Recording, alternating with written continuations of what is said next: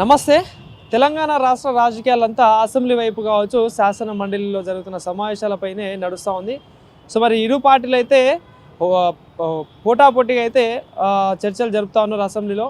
So మరి అదేవిధంగా నిన్న శాసన మండలిలో ఎమ్మెల్సీ కవిత చేసిన వ్యాఖ్యలు కావచ్చు కంటతడి పెట్టడం జరిగింది శాసన మండలిలో. సో వాటిపైనే ఇప్పుడు ఆ రాజకీయాలన్నీ తిరుగుతూ ఉన్నాయి. సో మరి ఇదే అంశాలపై మనతో పాటు మాట్లాడడానికి రాష్ట్ర గ్రంథాలయ కార్పొరేషన్ చైర్మన్ రియాజ్ సార్ అయితే మనతో పాటు ఉన్నారు. సార్ నమస్తే. సో మరి అంటే ఎట్లా చూడొచ్చు, అసెంబ్లీ సమావేశాలు జరుగుతున్నాయి, మరోపక్క శాసన మండలి సమావేశాలు కూడా జరుగుతున్నాయి. సో నిన్న కవిత కంటతడి పెట్టుకోవడం జరిగింది. ఆస్తుల కోసం కాదు, ఆత్మగౌరవం కోసమే నేను బయటికి రావడం జరిగింది అని చెప్పేసి మాట్లాడుతున్నారు. సో ఎట్లా చూడొచ్చు అంటారు కవిత కన్నీరుని? నవీన్ గారు భావోద్వేగాలపై రాజకీయాలు చేయడం అనేది సాధ్యం కాని అంశం. తాత్కాలికంగా ప్రజల అటెన్షన్ ఉండే అవకాశం ఉంటుంది తప్ప దీర్ఘకాలికంగా రాజకీయాలు మాత్రం మనం చేయలేం. కవిత ప్రస్తావించిన అంశాల్లో కొన్ని కీలకమైన అంశాలు ఉన్నాయి.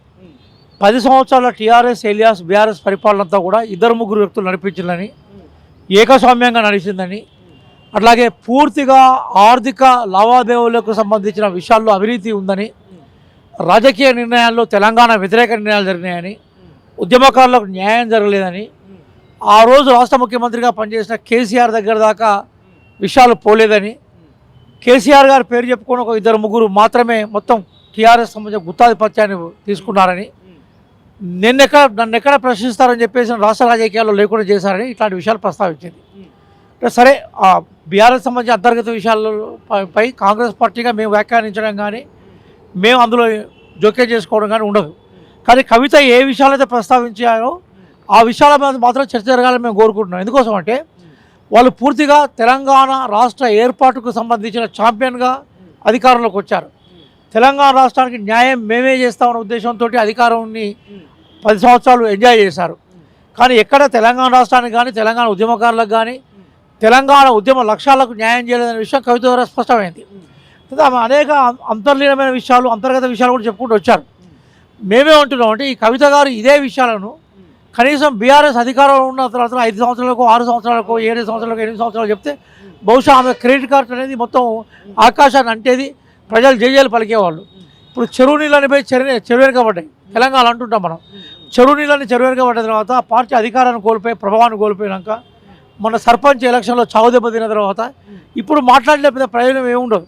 అయినప్పటికీ కవిత ఏదైతే విషయాలు ప్రస్తావించిందో అది టోటల్గా టీఆర్ఎస్ యొక్క పనితీరుని, టీఆర్ఎస్ చెప్పినవన్నీ కూడా అబద్ధాలన్న విషయాన్ని ప్రజల ముందు ఉంచే ప్రయత్నం మాత్రం చేశాయి.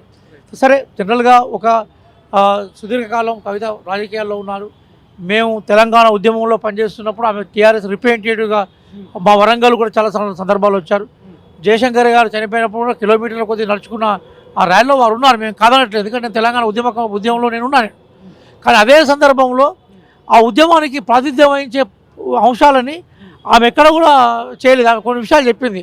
అంటే మనకి అసెంబ్లీ ఎదురుగా అంబేద్కర్ గారి విగ్రహం విషయంలో కానీ, అట్లాగే గాంధీ గారికి సంబంధించిన విలువల విషయంలో కానీ నేను పనిచేశాను కొన్ని విషయాలు చెప్పుకుంటూ వచ్చింది.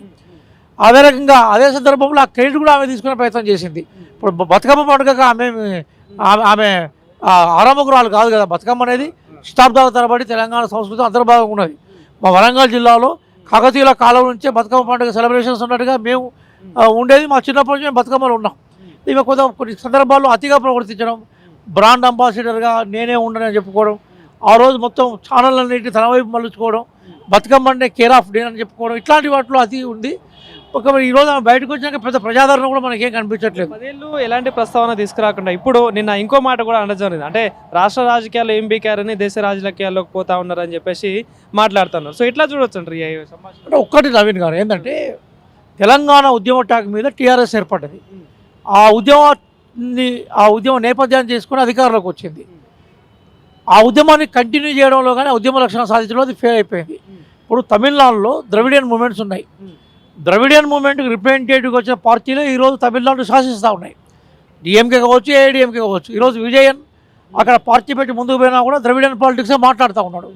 కానీ చాలా ఆశ్చర్యకరమైన విషయం ఏంటంటే ఏ తెలంగాణ ఉద్యమం మీద టీఆర్ఎస్ ఏర్పడి అధికారంలోకి వచ్చిందో వాళ్ళు ఒక దశలో కేటీఆర్ గారు హైదరాబాద్ జిహెచ్ఎంసీ ఎలక్షన్లు ఏమన్నారంటే మాది తెలంగాణ రాష్ట్ర సమితి కాదు, మాది తెలుగు రాష్ట్ర సమితి అని ప్రకటించుకున్నాడు.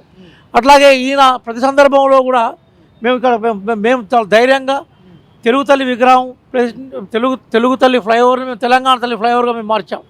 అట్లాంటి చిన్న చిన్న సింబాలిక్గా కూడా వాళ్ళు మార్పులు చేపట్టలేకపోయింది కదా. తెలంగాణ ఉద్యమాన్ని ఎక్కడ చేసినారు? ఏ రోజైతే వాళ్ళు తెలంగాణ ఉద్యమ నేపథ్యాన్ని విస్మరించారో, తెలంగాణ ఉద్యమ లక్ష్యాలను విస్మరించారో, మాది తెలంగాణ రాష్ట్ర సమితి కాదు, మా తెలుగు రాష్ట్ర సమితి అని ప్రకటించుకున్నారో, ఎట్లాగే ఎప్పుడైతే టీఆర్ఎస్ పేరును బీఆర్ఎస్గా మార్చారో వాళ్ళు తెలంగాణ ఉద్యమకారుల లక్ష్యాలకు కానీ, తెలంగాణ ఉద్యమ ట్యాగ్ కానీ, తెలంగాణ ఉద్యమ నినాదాలకు కానీ, తెలంగాణ నిబద్ధత కానీ వాళ్ళు కేర్ ఆఫ్ కాదనే విషయాన్ని వాళ్ళే ప్రకటించుకున్నారు. నిజంగా నువ్వు అంత గొప్పవాడు అయితే తెలంగాణ ఉద్యమాన్ని తీసుకోవాలి కదా. కాబట్టి ఆ విషయాన్ని ప్రస్తావించింది. తెలంగాణ ఉద్యమాన్ని ఆ లక్ష్యాలను తీసుకోవడంలో టీఆర్ఎస్ ఘోరంగా ఫెయిల్ అయిందనే విషయం కవిత గారు కూడా ప్రస్తావించారు. అంటే వ్యక్తిగా వెళ్తున్నా మళ్ళీ శక్తిగా తిరిగి వస్తా ఇదే శాసన మండలికి అని మాట్లాడుతూ ఉన్నారు. సో ఇట్లా చూడొచ్చు. ఇప్పుడు సరే, కాంగ్రెస్లో కానీ మిగతా రాజకీయ పార్టీలో కానీ పనిచేసే ప్రతి కార్యకర్త కూడా ఆశాజనకంగా ఉంటాడు. Optimistic way leads to the optimistic approach. కాబట్టి సహజంగా ఆశావాద దృక్పథం లేకుండా జీవితంలో విజయం సాధించడం ఉండదు. కోరుకోవచ్చు నేను గొప్పగా అయితే. ఇప్పుడు ఎందుకంటే మన దగ్గర రాజకీయాల్లోంచి జయలలిత గారు కానీ, అట్లాగే మాయావతి కానీ, రాబ్డీదేవి కానీ, ఈరోజు అనేక మంది కూడా మనకి మమతా బెనర్జీ కానీ అందరూ సక్సెస్ అయిన ఉమెన్ లీడర్స్ ఉన్నారు. కానీ కేవలము ఇమోషన్స్ మీద, భావోద్వేగాల మీద రాజకీయాలు నడపలేదు. నేనేమంటున్నానంటే కవిత గారు రాజకీయ లక్ష్యం ఏదో చెప్పు. మొత్తం సుదీర్ఘకాలం మాట్లాడింది కదా, సుదీర్ఘ సమయం తీసుకుంది కదా. ఎక్కడ కూడా ఆమె రాజకీయ నిబద్ధత, రాజకీయ లక్ష్యాన్ని ప్రకటించలేదు.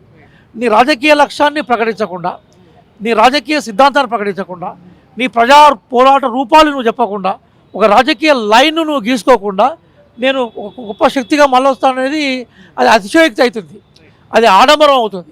నిజంగా రేపు నీ పోరాట లక్ష్యం తీసుకున్నప్పుడు ప్రజలు నీ పోరాట లక్ష్యానికి అనుగుణంగా ప్రజలు సిద్ధంగా ఉన్నప్పుడు ఎస్ నువ్వు గొప్ప పోరాటాన్ని, గొప్ప రాజకీయ పార్టీని స్థిరపరిచే అవకాశం నీకుంటుంది. కానీ అది ప్రకటించకుండా నేను గొప్ప శక్తిని అయితే అనేది అతిశక్తిగా కనబడుతూ ఉన్నది. అతిశక్తుల నుంచి గ్రౌండ్ రియాలిటీకి రావాలని కవిత గారిని మేము కోరుకుంటున్నాం.